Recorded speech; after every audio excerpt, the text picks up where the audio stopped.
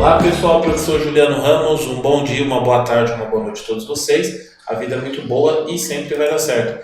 Pessoal, passando aqui para dar uma dica, bolachinha para vocês, para quem conhece o meu canal. Dica bolachinha, aquela dica de até 2, 3 minutinhos, explicando alguma coisa.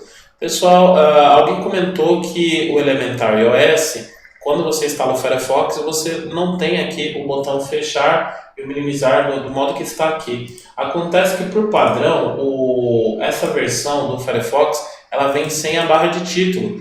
Então, quando você tira a barra de título, realmente o fechar, minimizar e maximizar fica aqui no canto esquerdo, não seguindo o padrão do elementar iOS.